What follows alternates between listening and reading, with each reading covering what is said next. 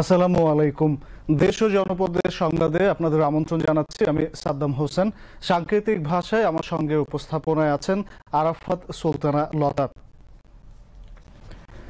বাংলাদেশ থেকে 1 লাখ দক্ষ কর্মী নিয়োগের অগ্রগতি জানাতে জাপানের national business support combined cooperatives NBCC এর প্রতিনিধি দল প্রধান উপদেষ্টা প্রফেসর মোহাম্মদ ইউনূসের সঙ্গে সাক্ষাৎ করেছেন। রোববার রাষ্ট্রীয় অতিথি ভবন যমুনায় 23 সদস্যের একটি প্রতিনিধি দল প্রধান উপদেষ্টার সঙ্গে সাক্ষাৎ করেন। এ সময় প্রবাসী কল্যাণ ও কর্মসংস্থান উপদেষ্টা ডক্টর আসিফ নজরুল ও প্রধান উপদেষ্টার এসডিজি বিষয়ক মুখ্য সমন্বয়ক লামিয়া মোর্শেদ উপস্থিত ছিলেন। National business support combined cooperatives হল 65টিরও বেশি কোম্পানির একটি জাপানি ব্যবসায়ী ফেডারেশন, যারা সম্প্রতি দক্ষ বাংলাদেশি কর্মী নিয়োগের সুবিধার্থে এ দেশের সাথে একটি সমঝোতা স্মারক MOI স্বাক্ষর করেছে। এই চুক্তি লক্ষ্যে জাপানে বাংলাদেশিদের প্রশিক্ষণ, সার্টিফিকেশন এবং কর্মসংস্থানের জন্য একটি কাঠামো প্রতিষ্ঠা করা, যার মাধ্যমে 5 বছরের technical intern training programme TITP এবং স্পেসিফাইড স্কিলড ওয়ার্কস এর মতো কর্মসূচিতে 1 লাখেরও বেশি কর্মী নিয়োগ করা হবে। প্রতিনিধি দলের সদস্যরা জানান, সমঝোতা স্মারকের আওতায় প্রথম ধাপে আগামী বছর 2000 দক্ষ কর্মী নিয়োগের বিষয়টি প্রক্রিয়াধীন। 2028 সালে 18,000 কর্মী নিয়োগ করা হবে। বাংলাদেশ থেকে কর্মী নিয়োগের লক্ষ্যে খুলনা ও গাজীপুরের কাপাসিয়ায় 2টি প্রশিক্ষণ কেন্দ্রে সম্ভাব্য কর্মীদের প্রশিক্ষণ দেওয়া হচ্ছে। ইতোমধ্যে এনবিসিসি প্রতিনিধি দলের সদস্যরা কেন্দ্র 2টি পরিদর্শন করেছেন। এ সময় প্রধান উপদেষ্টা কর্মীদের প্রশিক্ষণের বিষয়ে কোনো ঘাটতি রয়েছে কিনা জানতে চান। প্রতিনিধি দলের প্রধান national business support cooperative federation এনবিসিসির চেয়ারম্যান মিকিও কেসাগাওমা বলেন, প্রশিক্ষণ নিয়ে আমরা খুবই সন্তুষ্ট, তবে প্রশিক্ষকদের ভাষাগত দক্ষতায় উন্নতি করা গেলে আরও ভালো হতে পারে বলে জানান তিনি। ভাষাগত দক্ষতা অর্জনই বড় চ্যালেঞ্জ উল্লেখ করে প্রধান উপদেষ্টা বলেন, এজন্য ভার্চুয়াল ক্লাস নেওয়া যেতে পারে। জাপান থেকে শিক্ষকরা অনলাইনে ক্লাস নেবেন, পাশাপাশি জাপান থেকে প্রশিক্ষকদের এখানে নিয়ে এসে প্রশিক্ষণ দেওয়া যায় কিনা সেটিও বিবেচনা করা যেতে পারে। এ সময় বাংলাদেশের নারীদের পারদর্শিতা ও কঠোর পরিশ্রমের কথা উল্লেখ করে প্রধান উপদেষ্টা বলেন, কেয়ার গিভিং সেক্টরে বাংলাদেশের নারীরা অনন্য। এনবিসিসি প্রতিনিধিরা জানান, আগামী কয়েক বছরে জাপানে 4 লাখের বেশি দক্ষ নার্সের প্রয়োজন হবে। তারা বাংলাদেশ থেকে আরও বেশি নার্স নিয়োগের বিষয় বিবেচনা করবেন। জুলাই গণঅভ্যুত্থানে রাজধানীর রামপুরায় কার্নিশে ঝুলে থাকা এক ব্যক্তিকে পুলিশের গুলি করা সহ 2 জনকে হত্যার ঘটনায় মানবতাবিরোধী অপরাধের মামলায় ডিএমপির সাবেক কমিশনার হাবিবুর রহমান সহ 5 জনের বিরুদ্ধে দ্বিতীয় দিনের সাক্ষ্য গ্রহণ সম্পন্ন করেছেন আন্তর্জাতিক অপরাধ ট্রাইব্যুনাল। ট্রাইব্যুনাল 1-এ আজ এই মামলা জবানবন্দি দেন মাথায় গুলিবিদ্ধ শিশু মুসার পিতা মুস্তাফিজুর রহমান। এই মামলার পরবর্তী সাক্ষ্য গ্রহণ তারিখ 3 নভেম্বর ধার্য করেছেন আন্তর্জাতিক অপরাধ ট্রাইব্যুনাল। এদিকে জুলাই আন্দোলনে কুষ্টিয়ার সংঘটিত 6 হত্যাকাণ্ডে মানবতাবিরোধী অপরাধের অপর এক মামলায় মাহবুবুল আলম হানিফ সহ 5 জনের বিরুদ্ধে ট্রাইব্যুনালে অভিযোগ গঠন করে বিচার শুরুর আবেদন করেছে প্রসিকিউশন। রিপোর্ট আরিফিন মাসুদের।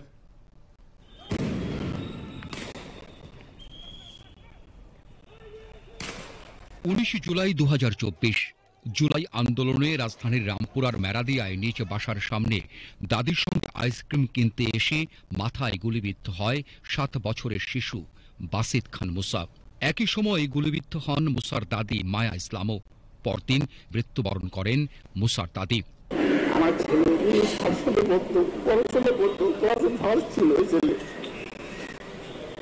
খুব স্বপ্ন ছিল চালাবে। এই ঘটনায় মাকে হারিয়েছেন মুস্তাফিজুর রহমান আর গুরুতর আহত একমাত্র সন্তান মুসা। স্বপ্ন ছিল পাইলট হবে,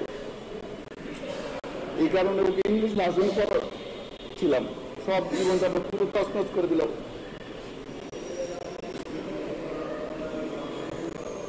জুলাই আন্দোলনে রামপুরায় কার্নিশে ঝুলে থাকা এক ব্যক্তিকে পুলিশের গুলি ও 2 জনকে হত্যা মামলায় আন্তর্জাতিক অপরাধ ট্রাইব্যুনাল 1-এ সোমবার সাক্ষী দিতে এসে সাংবাদিকদের সঙ্গে কথা বলার সময় সেই ঘটনার বর্ণনা দিতে গিয়ে এভাবেই কান্নায় ভেঙে পড়েন মুসার বাবা মুস্তাফিজুর রহমান। 19 জুলাই 2024 আমি আমার বাবার ভাত নেওয়ার জন্য বাসা থেকে নামি, তখন আমার ছেলেটা আইসক্রিম খাবে দেখে মসজিদ হওয়ার পর আমি বলি যে তাহলে তুমি আমার পিছনে পিছনে আসো, আম্মুকে বলি যে তাহলে আমি যেহেতু নামবো তুমি একটু ওর পিছনে পিছনে এসে ওকে নিয়ে যাও। হঠাৎ করে বাইরে থেকে একটি গুলি আসে, গুলি এসে এটিকে ভেদ করে ওর মাথার এই সাইডটা দিয়ে ঢুকে এই সাইড দিয়ে বের হয়ে যায়। পরবর্তীতে আমি আমার ছেলেকে নিয়ে সরাসরি পার্শ্ববর্তী হসপিটালে নিয়ে যাই। প্রাথমিক চিকিৎসার পর ওকে নিয়ে ঢাকা মেডিকেলে উদ্দেশ্যে রওনা হই। যখন সন্ধ্যা হয়ে যায় তখন আমি আমার মার কোনো খোঁজ খবর পাচ্ছি না, ফোন দিচ্ছি পাচ্ছি না। পরবর্তীতে পাশের ফ্ল্যাটে লোকের সাথে কথা বলি যে আমার মাকে তো পাচ্ছি না, আপনারা একটু দয়া করে আমার মাকে একটু ফোনটা দেন, কথা বলবো। সে বলে কি আপনার মা এই মুসাফের যে গুলিটা লাগছে সেই গুলিটা বের হয়ে আপনার মার পেটে লাগে। পরবর্তীতে ঢাকা মেডিকেল থেকে একটি অ্যাম্বুলেন্স পাঠায় যে আমার মাকে নিয়ে আসার জন্য। আমার মাকে নিয়ে আসার রাস্তার ভিতরে আমার মা মারা যায়। সিঙ্গাপুরে 5 মাস 12 দিনের চিকিৎসা শেষে মুসা প্রাণে বাঁচলেও শরীরের ডান পাশ তার অবশ। মাথার বাম পাশে যেখানে গুলিবিদ্ধ হয়েছিল সেই পাশের খুলি কৃত্রিম।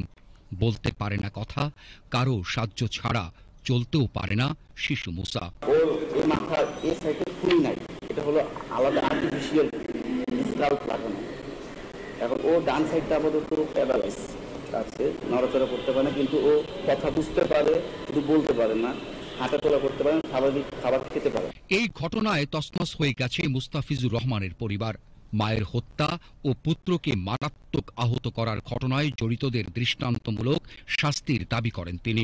যারা আমার মাকে হত্যা করেছে এবং আমার ছেলের এই অসুস্থতার জন্য যারা দায়ী, তাদের কঠোর একটি শাস্তি হোক, সেটাই আমি আদালতের কাছে চেয়েছি। রামপুরায় সংঘটিত 2 জনকে হত্যার ঘটনায় সোমবার সাক্ষ্য গ্রহণের মধ্য দিয়ে জুলাই আন্দোলনে শিশু হত্যা ও মারাত্মক আহত হবার ঘটনা স্পষ্ট হয়েছে বলে জানান প্রসিকিউটর গাজী এমএইচ তামিম। 19 জুলাই এবং এর আশপাশে কয়েকটি দিন ঢাকা শহরে এই আন্দোলনে পুলিশ এবং তৎকালীন সরকারের বাহিনী কিভাবে নির্বিচারে নিরস্ত্র ছাত্র জনতার উপরে গুলি করেছিলেন। আপনারা দেখেছেন যে রিয়া গোপ নামে 4 বছর বয়সী একজন শিশু গুলিবিদ্ধ হয়ে মারা গিয়েছেন এবং এই 6 বছর বয়সী মুসা খান সেও গুলিবিদ্ধ হয়েছে। অতএব রিপোর্ট এবং আমরা ট্রাইব্যুনালে তদন্ত শেষে যে রিপোর্ট দিয়েছি এবং বাংলাদেশের পত্রপত্রিকা সহ সারা দেশে জুলাই গণঅভ্যুত্থানের যে রিপোর্ট এসেছে সেই রিপোর্টের সত্যতাই আজকে এই সাক্ষীর মাধ্যমে প্রস্তুত হয়েছে। এছাড়া জুলাই গণঅভ্যুত্থানে কুষ্টিয়ায় 6 জনকে হত্যার ঘটনায় মানবতা বিরোধী অপরাধের মামলায় মাহবুবুল আলম হানিফ সহ 4 জনের বিরুদ্ধে অভিযোগ গঠন করে বিচার শুরুর জন্য সোমবার আবেদন করেছে রাষ্ট্রপক্ষ। স্টেট ডিফেন্সের শুনানি মঙ্গলবার। Arifin Masud, BTV news, Dhaka. আগামী জাতীয় সংসদ নির্বাচনে মোট 42,761টি কেন্দ্রে ভোট গ্রহণ অনুষ্ঠিত হবে বলে জানিয়েছে নির্বাচন কমিশন।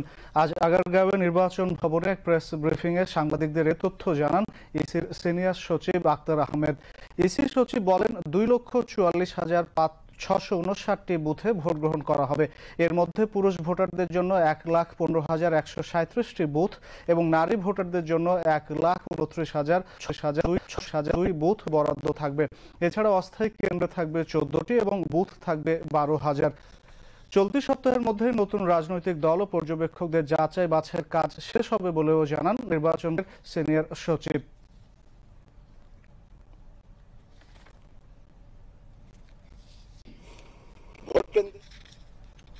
এক বছরের ব্যবধানে ঢাকার মেট্রো রেলে একই ধরনের দুর্ঘটনার পর অনেকের কৌতূহল এখন বিয়ারিং প্যাড নিয়ে।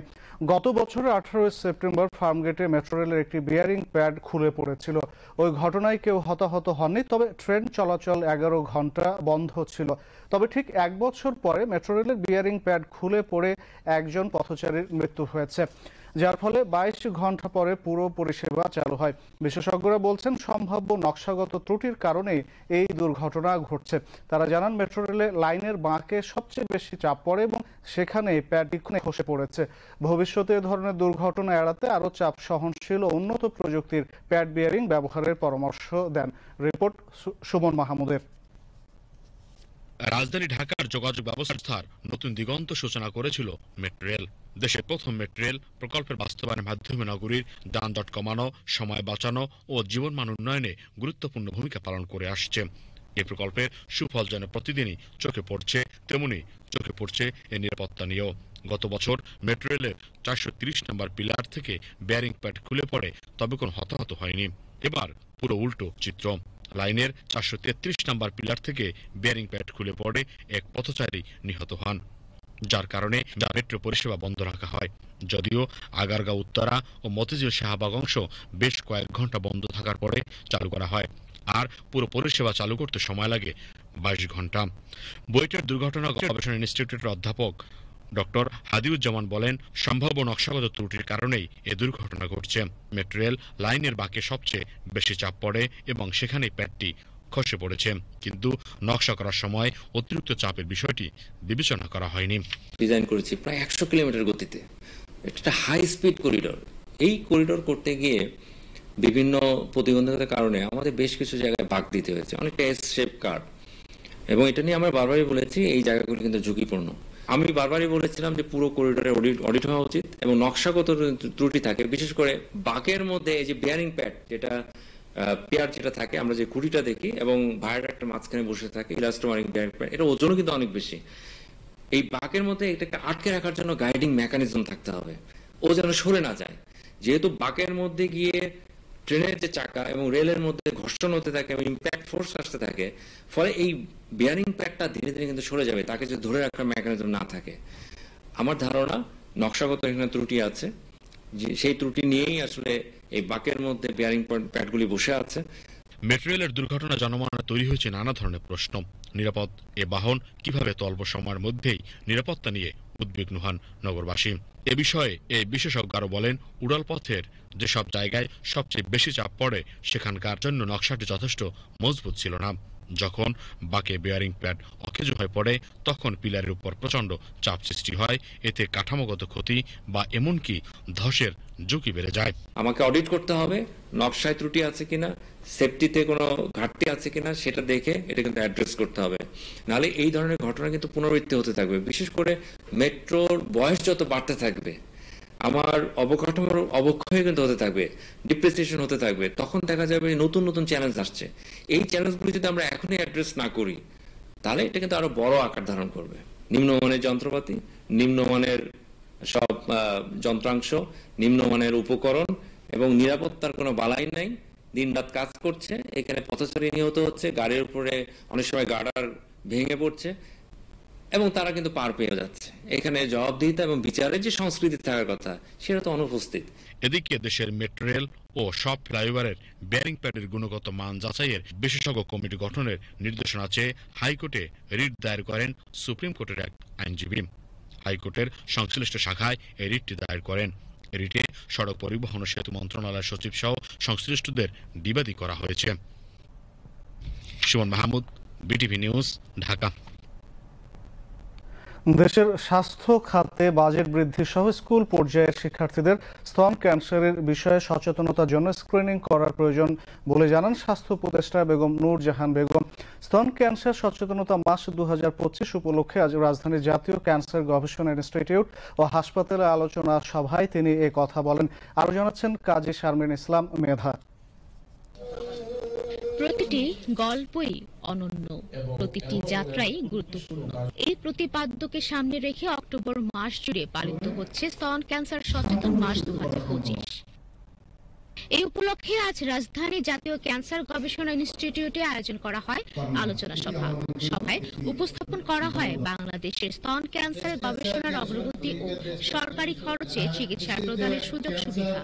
স্তন ক্যান্সারের সুনির্দিষ্ট কোনো কারণ থাকে না, তাই প্রাথমিক পর্যায়ে শনাক্তকরণ এবং স্ক্রিনিং জরুরি বলে জানান স্বাস্থ্য অধিদপ্তরের মহাপরিচালক আবু জাফর।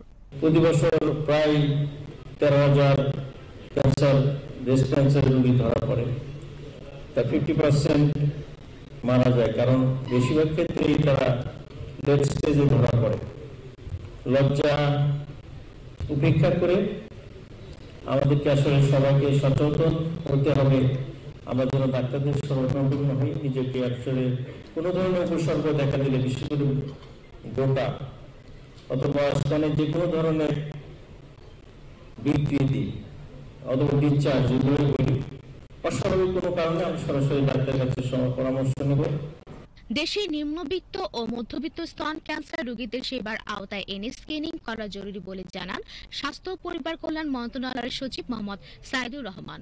17 কোটি মানুষ, হাসপাতালে একটা, যার যেখানে যাই হোক ক্যান্সার হলেই আমরা মহাখালীতে চলে আসি।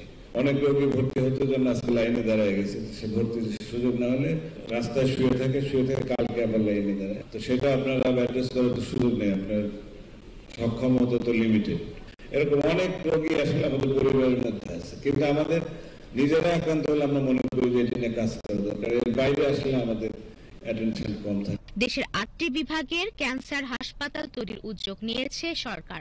সরকারের এই উদ্যোগকে স্বাগত জানিয়ে জাতীয় ক্যান্সার গবেষণা ইনস্টিটিউটের মহাপরিচালক জানান, সরকারের এই উদ্যোগ বাস্তবায়িত হলে জাতীয় ক্যান্সার হাসপাতালে রোগীর চাপ কমবে।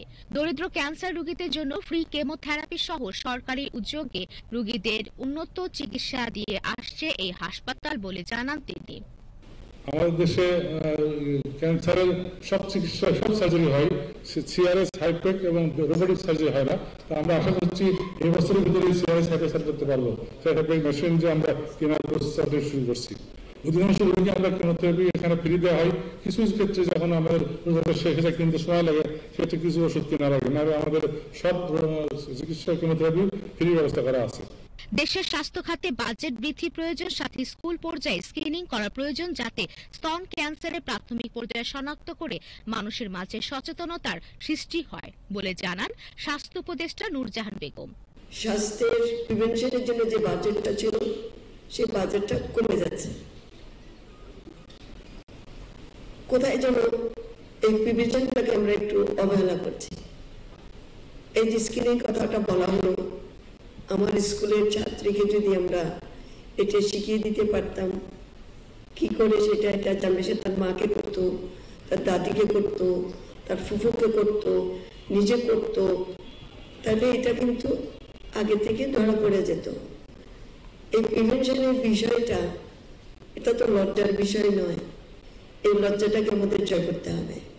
কাজে আমি সবাইকে অনুরোধ করবো, এখানে অনেক ভাইয়েরা আছেন, অনেক বোনরা আছেন, আমাদের মা, আমাদের বাবা, আমাদের ভাই, আমাদের বোন, আমাদের যারা যারা আছেন, প্রত্যেকের ঘরেই তো নারী আছে। কাজে আমরা তাদেরকে সচেতন করি মমতার সাথে। আজি শারবির ইসলাম বেথা, বিটিভি নিউজ, ঢাকা।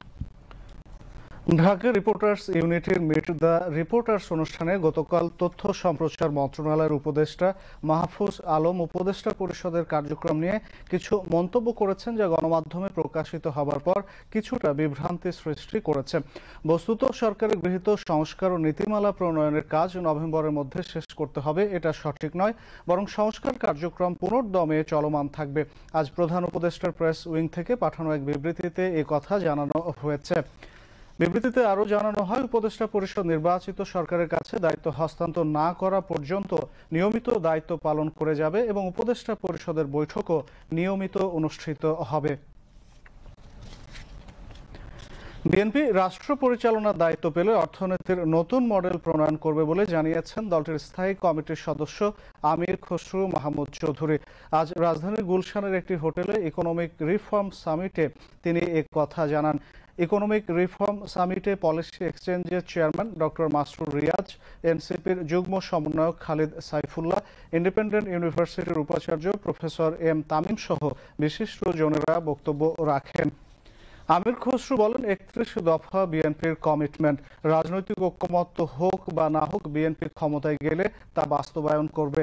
সাংবাদিকদের প্রশ্নের জবাবে তিনি বলেন, নির্বাচনী জোটের শরিকদের পছন্দ মতো প্রতীকে ভোট করতে দেয়া উচিত। রাজনৈতিক সংস্কৃতির পরিবর্তন না হলে কোনো সংস্কারই কাজে আসবে না বলেও জানান আমির খসরু মাহমুদ চৌধুরী। বিএনপির স্থায়ী কমিটির সদস্য সালাউদ্দিন আহমেদ বলেছেন, জাতীয় এবং দলীয় ঐক্য বজায় রেখে আসন ভিত্তিক যোগ্যদের মূল্যায়ন করা হবে। আজ রাজধানীতে জাতীয়তাবাদী যুব দলের 47তম প্রতিষ্ঠা বার্ষিকী উপলক্ষে শহীদ প্রেসিডেন্ট জিয়াউর রহমানের স্মৃতির প্রতি শ্রদ্ধা নিবেদন শেষে সাংবাদিকদের তিনি কথা বলেন। এ সময় যুব দলের কেন্দ্রীয় ঢাকা মহানগরীর নেতৃবৃন্দ সহ বিএনপির বিভিন্ন পর্যায়ের নেতারা উপস্থিত ছিলেন।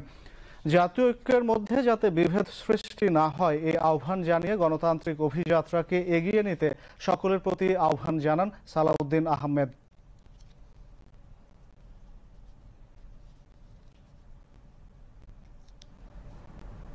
আমরা একই মেসেজ দিতে চাই, যাতে আমাদের দলের ভিতরে ঐক্য থাকে, জাতির মধ্যে ঐক্য থাকে, যাদের সাথে আমরা যুগপৎ আন্দোলন করেছি এবং অন্যান্য একটা বৃহৎ জোটের জন্য আমরা চিন্তা করছি, সবাইকে নিয়ে ঐক্যবদ্ধভাবে যাতে আমরা আগামীতে এই নির্বাচনী বৈতরণী পার হতে পারি। তবে জাতির মধ্যে ঐক্যটাই হচ্ছে আমাদের সবচেয়ে বড় শক্তি। সেই ঐক্য বজায় রাখার জন্য কেউ যাতে বিভেদের পথে না যায়, সেই মেসেজটা আমরা দিচ্ছি। বাংলাদেশ টেলিভিশনের জনপ্রিয় প্রতিভা অন্বেষণ অনুষ্ঠান নতুন কুড়ি প্রতিযোগিতায় এখন চলছে সেরা 10 পর্ব। দেশের নানা প্রান্ত থেকে উঠে আসা মেধাবী শিশু কিশোর দীর্ঘ প্রস্তুতি আর অগণিত স্বপ্ন বুকে নিয়ে পৌঁছেছে তাদের কাঙ্ক্ষিত মঞ্চে নতুন কুড়ির সেরা 10-এ। 3টি ধাপের কঠিন প্রতিযোগিতা পেরিয়ে এখন তারা দাঁড়িয়ে আছে চূড়ান্ত লড়াইয়ের দ্বার প্রান্তে। কেউ গানে, কেউ নাচে, কেউ গল্প বলায়। সবাই একটাই লক্ষ্য নিয়ে এসেছে, নিজেদের সেরাটা দিয়ে স্বপ্নকে ছুঁয়ে দেখার জন্য। বিস্তারিত জানাচ্ছেন শবনাজ স্মৃতি।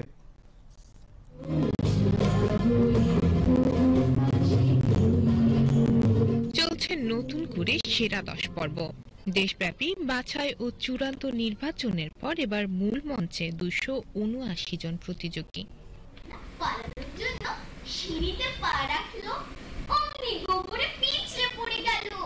গল্প বলা, উচ্চাঙ্গ নৃত্য, রবীন্দ্রসঙ্গীত ও দেশাত্মবোধক গান, এই 4 বিষয়ে চলছে চতুর্থ দিনে সেরা 10 পর্বের প্রতিযোগিতা।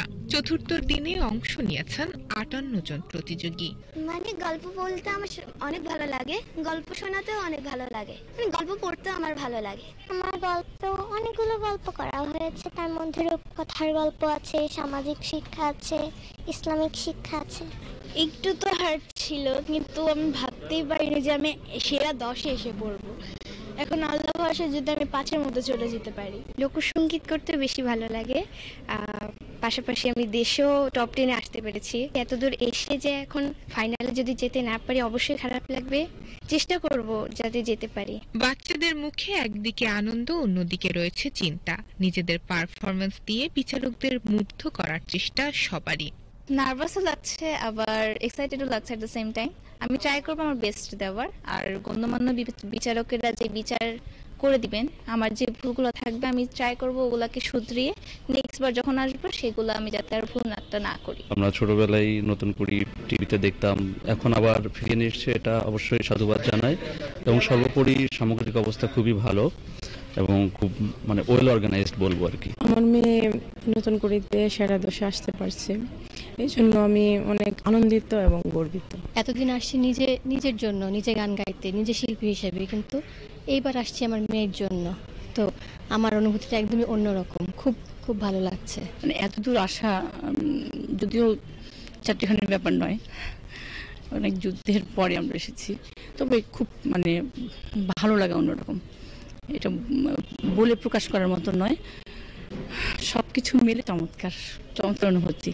আগামী 29 অক্টোবর পর্যন্ত চলবে এই সেরা 10 পর্ব। এখান থেকে প্রতিটি বিষয়ে নির্বাচিত সেরা 5 জন করে প্রতিযোগী অংশ নেবে গ্রুমিং ও ফাইনাল পর্বে। বিচারকরা বলছেন শিশুদের পরিবেশনা অসাধারণ, তাদের মার্কিং করাটাই যেন কঠিন হয়ে পড়েছে। আমি প্রথম থেকেই দেখেছি সব ট্যালেন্টদের আনাগোনা এখানে, মানে প্রতিভার জলস্রোত আসছে। তো আমাদের অনেক কষ্ট হয়েছে, কে ভালো কে একটু পিছনে এভাবে বাঁচতে। প্রথম থেকে যারা পারফর্ম করেছে এবং হয়তো বা আনফর্চুনেটলি টিকতে পারে নাই, আমি বলবো যে সব ট্যালেন্টেডরাই এখানে এসছে। ওখান থেকে আমরা অনেক কষ্ট করে এই চূড়ান্ত পর্যায়ে এসেছি, সবাই ভালো। একটা চমৎকার আশাবাদও জাগ্রত হচ্ছে অন্তরে, সেটা হলো যে বাংলাদেশে একটা জেনারেশন নতুন করে তৈরি হচ্ছে শিল্প সংস্কৃতিতে। তারা কিন্তু বাংলাদেশে অনেক দূর এগিয়ে নিয়ে যাবে এবং এরা প্রত্যেকে নানান জায়গা থেকে এসেছে, দেশের নানান জায়গা থেকে, এবং নতুন কুড়িকে কেন্দ্র করে এদের মধ্যে যে উদ্দীপনা এবং এদের মধ্যে যে আশাবাদ এবং এদের মধ্যে যে চাঞ্চল্য, এটি আসলে সত্যি লক্ষ্য করার মতো। নতুন কুড়ির সেরা 10 পর্ব চলবে টানা 6 দিন। এরপর জানা যাবে কারা যাচ্ছে গ্রুমিং ও ফাইনালে। শিশু কিশোরদের প্রতিভা অন্বেষণ অনুষ্ঠান নতুন কুড়ি, যেখানে সারা দেশের প্রতিভাবান শিশু কিশোররা স্বপ্ন দেখে একটি আলোকিত ভবিষ্যতের। কারণ তারা মনে করে নতুন কুড়ির এই মঞ্চ থেকে একদিন তারা এগিয়ে যাবে অনেক দূর। শবনাজ স্মৃতি, বিটিভি নিউজ, ঢাকা। হৃদরোগ চিকিৎসায় সর্বাধুনিক উন্নত প্রযুক্তির দ্বার উন্মোচন করেছে জাতীয় হৃদরোগ ইনস্টিটিউট ও হাসপাতাল। হার্ট অ্যাটাকে আক্রান্ত রোগীদের বিনামূল্যে প্রাইমারি পিসিআই সেবা সহ প্রয়োজনে রিং বসানোর ব্যবস্থাও রাখা হয়েছে। আক্রান্ত ব্যক্তি যদি 12 ঘন্টার মধ্যে এই হাসপাতালে আসেন তাহলে তিনি এই সেবা নিতে পারবেন। শরীফুল ইসলামের রিপোর্ট। কেউ হার্ট অ্যাটাকে আক্রান্ত হলে জরুরি চিকিৎসা পেতে আর চিন্তা নয়। এখন থেকে প্রতিদিন সকাল 8টা থেকে রাত 8টা পর্যন্ত জাতীয় হৃদরোগ ইনস্টিটিউট ও হাসপাতালে হার্ট অ্যাটাকের সর্বাধুনিক চিকিৎসা পদ্ধতি প্রাইমারি পিসিআই সম্পূর্ণ বিনামূল্যে প্রদান করা হচ্ছে। সেই সঙ্গে প্রয়োজন অনুযায়ী সরকারি খরচে রিং বসানোর ব্যবস্থাও রাখা হয়েছে। প্রাইমারি পিসিআই হলো হার্ট অ্যাটাকের পর 12 ঘন্টার মধ্যে রোগীকে ক্যাথ ল্যাবে নিয়ে ব্লক হয়ে যাওয়া রক্তনালী খুলে দেওয়ার চিকিৎসা পদ্ধতি, যেখানে সাধারণত স্টেন্ট বা রিং স্থাপন করা হয়। প্রাইভেট হাসপাতালে এই সেবা পেতে 2 থেকে 4 লক্ষ টাকা পর্যন্ত খরচ হয়। সেখানে এখন বিনামূল্যেই এই সেবা মিলছে জাতীয় হৃদরোগ ইনস্টিটিউট ও হাসপাতালে। চিকিৎসা খুবই ভালো হয়েছে। আমার বাবা অনেক অসুস্থ ছিল, হার্টের সমস্যা, লিভারের সমস্যা। এখন আমার বাবা পুরোপুরি সুস্থ, মোটামুটি ভালো সুস্থ হয়ে গেছে। আমি তো অনেকদিন ধরে করতেছি, ভালোই আসি, ঔষধ নিয়ে যাই, আপনাদের দেখে। এখানকার সেবা যথেষ্ট উন্নত, যথেষ্ট ভালো। এই উদ্যোগ দক্ষিণ এশিয়ায় হৃদরোগের চিকিৎসায় একটি বড় অগ্রগতি বলছেন ইনস্টিটিউট কর্তৃপক্ষ। রোগীর হার্ট অ্যাটাক হলো, তাৎক্ষণিকভাবে যদি আমরা তাকে ক্যাথ ল্যাবে নিয়ে অ্যানজিওগ্রাম করে দেখে নিই কোন ধমনীটা ব্লক হয়েছে, চর্বি জমে বন্ধ হয়ে গেছে, ব্লাডের ক্লট জমে বন্ধ হয়েছে, সেটা যদি আমরা খুলে দিতে পারি, সেটাকেই বলা হচ্ছে primary percutaneous coronary intervention, primary PCI. যত তাড়াতাড়ি করতে পারবেন আপনি নিশ্চিত থাকবেন হার্টের কোনো ড্যামেজ হবে না। 3 ঘন্টার মধ্যে করতে পারলে সোনায় সোহাগা, অন্ততপক্ষে 12 ঘন্টার মধ্যে এটা করতে পারলেও বিশাল লাভ। তারা বলছেন মানুষ না জানার কারণে এই জরুরি আধুনিক চিকিৎসা সেবা থেকে বঞ্চিত হন। কেউ মারা যান, আবার কেউ চিরজীবনের জন্য জটিলতায় ভোগেন। তাই হার্ট অ্যাটাকের 12 ঘন্টার মধ্যে জাতীয় হৃদরোগ ইনস্টিটিউট ও হাসপাতালে এলে বিনামূল্যে এই সেবা পাওয়া যাবে। একটা মানুষের হার্ট অ্যাটাক হলো, তাৎক্ষণিকভাবে এই যে দামি স্ট্যান্ড বা লাগানো যে খরচ, সেটা বহন করা তার পক্ষে খুব কঠিন ব্যাপার। সরকারিভাবে এখানে যেটা করা হয়েছে জাতীয় হৃদরোগ প্রতিষ্ঠানে, একটা ক্যাথ ল্যাব আমরা ফিক্সড রেখে দিয়েছি, নির্দিষ্ট করে রেখে দিয়েছি যে এখানে শুধু প্রাইমারি পিসিআই হবে। রোগী আসতে পরেই তাকে তাৎক্ষণিকভাবে ইনিশিয়াল ডায়াগনোসিসটা করে যদি সুইটেবল হয় আমরা ক্যাথ ল্যাবে নিয়ে যাচ্ছি। ওখানে যে স্ট্যান্ডটা, সেটা কিন্তু আমরা যদি ফ্রি করে দেওয়ার ব্যবস্থা হচ্ছে সরকারের পয়সা। চলমান এই সেবা কার্যক্রম অব্যাহত থাকবে বলেও জানান সংশ্লিষ্টরা। Shariful Islam, BTV news, Dhaka. খবর শেষ হলো। এতক্ষণ সাথে থাকার জন্য ধন্যবাদ। আল্লাহ হাফেজ।